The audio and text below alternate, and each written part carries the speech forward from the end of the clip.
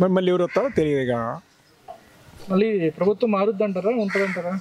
ఏం కూడా రెండు బ్యాలెన్స్ కనపడుతున్నాయి, మరి ఏది మారుద్దో ఏదో తెలియదు. మరి పెన్షన్లు ఇవన్నీ మంచిగా ఉన్నాయా సంక్షేమ పథకాలు?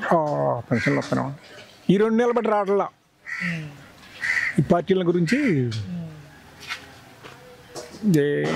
ఆయన చెప్పిండట్టుంది ఎన్నికల కమిషనరు, ఇవ్వట్లే ఇక్కడ ఇవాళ మునిపేమో ఆఫీసులు ఇచ్చారు, ఇప్పుడేమో బ్యాంకులో వేస్తారంట, మరి ఎంతవరకు వేస్తారో తెలియదు.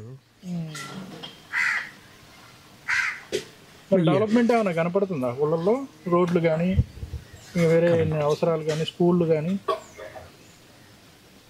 నేను బయటికి పోయాడు కాదు, తిరిగి వాళ్ళకై తెలుసుద్ది, కానీ నేను బయటికి పోయడం కాదు. చెప్పట్లా ఆయన చేసేది ఆయన చేసిండు, ఎవరు చేసి ఒకళ్ళు చేసి ఒకళ్ళు చేయరుగా.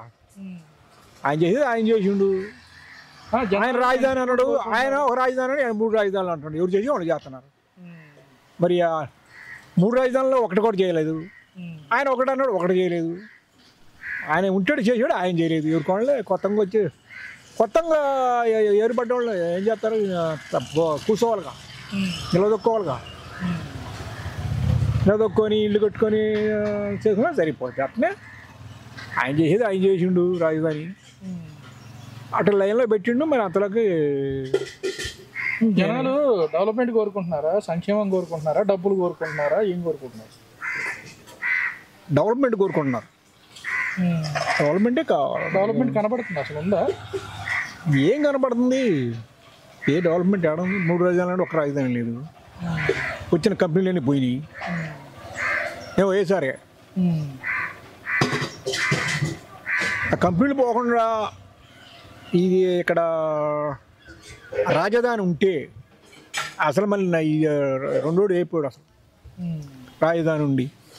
మళ్ళీ ఇప్పుడు భూ హక్కు పథకం పెట్టిండు, మొత్తం ఆయన పేర్లు ఏంది అసలు దాని మీద పుస్తకాల మీద? పొలం ఆయనదా మాదా? మా తాతల కాడి నుంచి పొలాలు అయ్యి, ఇప్పుడు ఆయన పేరు పెట్టాను పాస్బుక్ మీద. ఇంతకుముందు పాస్బుక్లు ఉండేవి, అటు ఎవరు పెట్టలేదు అసలు. రాజశేఖర రెడ్డి గారు వచ్చిండు, ఆయన చేసిండు, చంద్రబాబు గారు చేసిండు.